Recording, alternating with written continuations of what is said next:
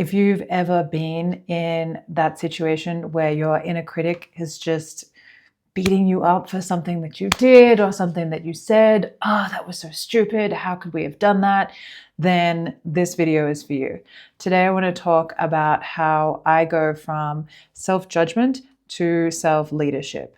And we're going to do that using a tool or a concept from nonviolent communication.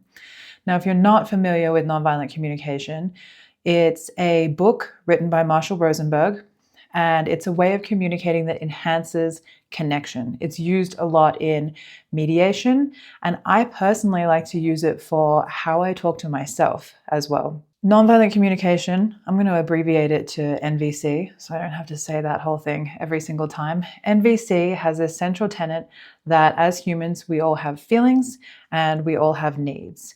Feelings are things that you're probably very familiar with. Angry, sad, joyful, content. These are examples of feelings. Needs, on the other hand, you may not be paying so much attention to this part. Needs at their most basic are things like water, food, shelter. If you don't have water or food, you're not going to survive for very long. There are other needs that you can survive without, and you're not going to die, but you will experience varying degrees of discomfort based upon what those needs are. So they also include things like community, connection, creativity. They don't all begin with C. They're just the ones that are coming to me right now. So I'm going to put a list actually in the show notes. Take a look at that because it's pretty extensive and it's important to kind of wrap your head around this concept to really be able to do this practice. But as an example, feelings in NVC, we consider them to be messages. We don't consider them to be good or bad, positive or negative. We call them pleasant and unpleasant. If you have a pleasant feeling, there's really no need to change course. You can just stick with what you're doing. If I feel content, I am not called to do anything to change the way that I'm living. If I have an unpleasant feeling, that is a message that I have some kind of need that is unmet. So now you see how we kind of have these things are fitting together, right? Unpleasant feeling is an indication of an unmet need. If I feel scared, maybe my need for safety is not being met. If I feel hungry, maybe my need for food is not being met. If I feel angry, maybe my need for justice or fairness is not being met. And this is pretty complex, and we'll dig into it in an example in a little bit. So getting back to our inner judgment piece, let's say you wake up one morning, you went out drinking last night, and you're feeling pretty terrible this morning. Your inner critic has just come out with a vengeance. Oh, that was so stupid. Why did you say that? Oh my God, we were out with work people. Oh, I think I was talking to that person from that department. And there's this just entire kind of cringe sensation like, please let me just go back under the covers and not address any of this. This is an opportunity for us to look at our feelings and needs. So we're going to rewind a little bit to the day before we went out drinking. What was our need in that moment? And maybe what were our feelings leading to that need? In this example, I'm going to say we were at work and it was a tough day. It was very stressful in the office. That happens. And we finished that day. It was Friday and there was just this like tension built up, this feeling of like, oh my God, I need to move and get out of here. So maybe we're experiencing like a lot of stress, a lot of tension, and perhaps our need underneath that is to blow off steam in some way. So that could be like a need for movement. Maybe there's also a need for some fun, to do something different in there. Maybe there's a need for connection too, because often when we're kind of in this stressed situation, we want to be able to connect with people to restore our faith in humanity.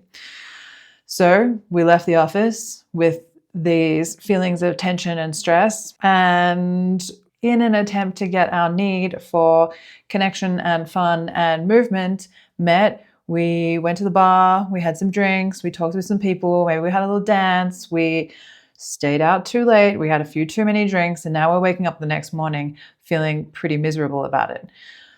Now, the problem here isn't the need that we had. The problem is the strategy that we employed to get those needs met. In this example, we could have done something really different. If we were able to identify, I have a need for connection, I'm feeling stressed and I'm feeling maybe anxious, and I have this need for connection and movement and fun, maybe instead we go and decide to play sport with our friends, and we are able to connect and have a little bit of a laugh. We get some movement in, we clear out those stress hormones, and we go to bed at a reasonable hour. We wake up the next day feeling good about things because we made some decisions that allowed us to meet our needs without sabotaging our greater goal. So if you find yourself in a situation where you have that inner critic attack, and they're just these this is inner monologue of like, oh, that was so stupid, why did I do that?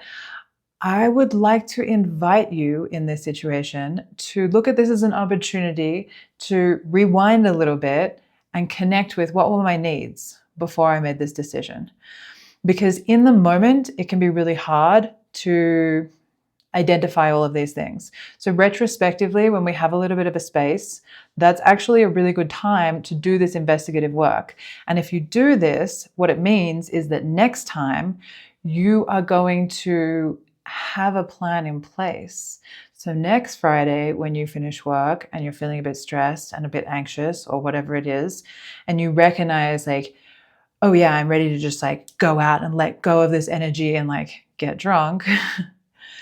That can be the trigger for, okay, all right, I've done this work. I know what this requires, and I've taken the steps to put a new plan in place, right? I'm actually going to meet my friends and go for a run, or I'm going to meet my friends for a soccer game, or whatever it is that you like to do. So in this way, understanding needs in NVC allows us to take a step back and get a little bit strategic about how we want to do things. And this is an opportunity for creativity as well, because getting stuck on one strategy is also a path to not really being able to move forward. And this works for interpersonal relationships too. I'll do another video on that to make that example a little bit more clear. But for now, I'm going to leave you with that. I hope it was helpful. And if you have any comments or suggestions for any other videos, I'd love to hear it. Please leave it in the comments for me and hit that subscribe button for more.